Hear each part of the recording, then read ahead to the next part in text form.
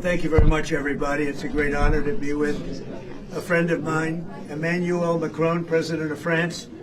He's doing a really good job. He's fighting hard. He's fighting on a lot of fronts. He's helping with regard to the Russia-Ukraine catastrophe. And his words of wisdom mean a lot. And we've been friends for a long time now, really, from the first term on. And I appreciate you being here. It's really nice. Thank you. Thank you. Please. Thank you, Mr. President. I'm very happy to have the opportunity to exchange with President Trump and our teams. And indeed, we have a lot of things to do together, and especially fix these crazy wars we have.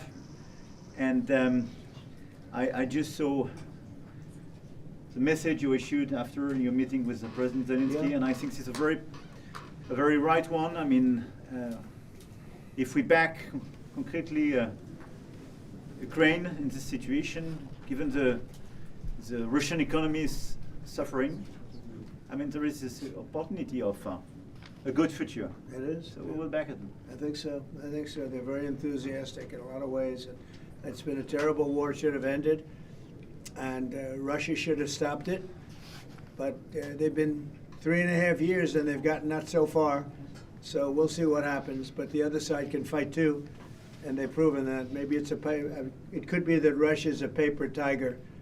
I don't know what they are, but 3.5 years of fighting and killing everybody, of killing 7,000 people a week for nothing, So it's a very sad situation, but most of you have seen the recent statement I put out a little while ago, and I'm glad you got it.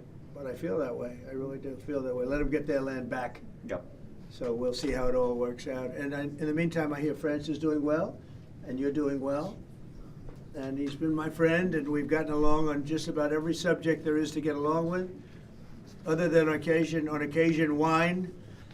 I say, wouldn't you like to pay a couple of dollars to put the wine into America? But we've always treated you good, right? We will try to fix all these issues, but we had very good discussions. And I think peace as an objective everywhere, right. Ukraine as the Middle East is a common objective we have. So we will work hard on that. Emmanuel has actually helped me with a couple of the wars. We settled 7 wars. The biggest disappointment, but I think that'll happen eventually, is the Ukraine and Russia situation. But we've settled. I thought that was going to be the easiest one because of my relationship with Putin, but unfortunately that's it. Relationship didn't mean anything, unfortunately. But when I needed some advice and when I needed some help in terms of a country in that part of the world, you were always there. And you helped me settle some of these 7 wars. I'm very proud of the 7 wars, but you helped me settle them, and I appreciate that. Thank you. Thank you very much. Any questions for the President? President Macron just said that if you want the Nobel Prize, you should put an end to the war in Gaza. What's your response to that? Well, they say that all together. I mean, it's Gaza, it's Russia, it's everything. I think Gaza's going to come along. We're going to have a very important meeting, and my next meeting actually is going to be very important with leaders in the region. And we're going to talk about Gaza. We're going to see if we can do something about it. We want to stop that. We want to get our hostages back, or their hostages back.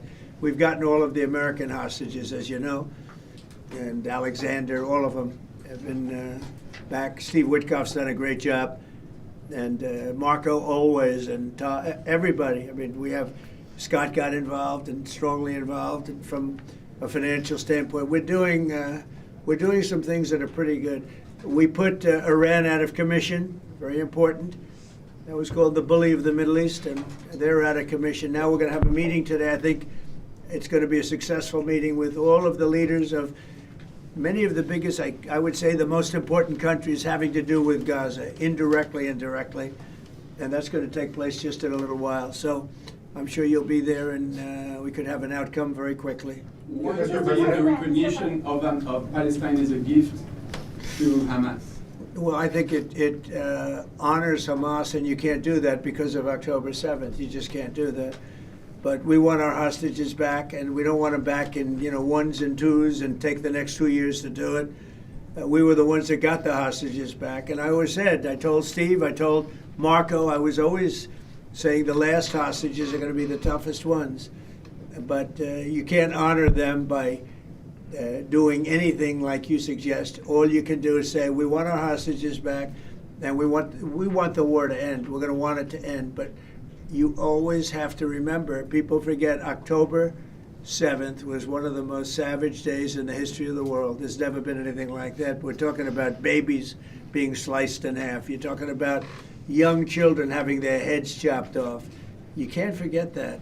Would you recognize Palestine if the hostages And were just back? perhaps to make it clear on that, I think it's why yesterday 11 countries did recognize Palestine. Not as, I mean, it was not a decision taken like that, neither by UK, nor by Canada, nor by France. It's just a big change. President Trump is totally right. Nobody forgets the 7th of October. I went there a few days after, taking families in my hands, and we experienced all together these horrific attacks. And by the way, we lost a lot of French people in these terrorist attacks.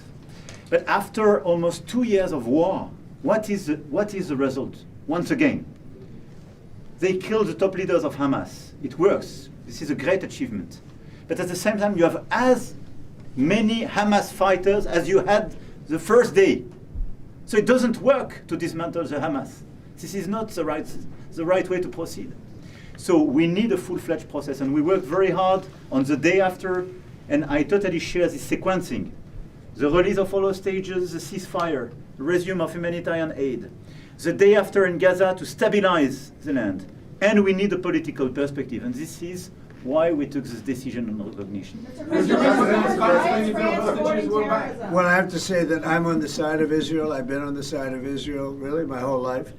And we are going to get a solution, and it's going to be a solution hopefully that's good for everybody.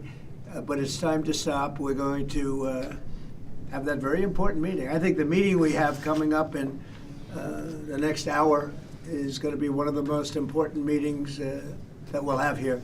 And we've had some important meetings. We've had some great meetings, and I understand where you are and where other people are too.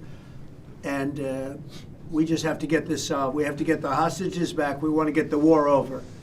That's very important. We're going to end the war, get the hostages back, and we want them all back. We don't want to have one and then we'll give another two in about 3 months from now. We've been doing that for a long time. And in all fairness, we've gotten a lot of hostages back. But you have 20 hostages and you have probably 38 bodies, dead bodies. And the people that I see, and I speak to Israeli families. I was speaking to American families before, but we got them back. But I speak to Israeli families, and they want the son who died. They want their dead son back as much as though he were alive. And it's an amazing thing to see, and it's a horrible thing actually to witness, but I've seen it a lot. So they have 20 hostages, they have 38 dead bodies, and we have to have them back, and we have to have them back immediately.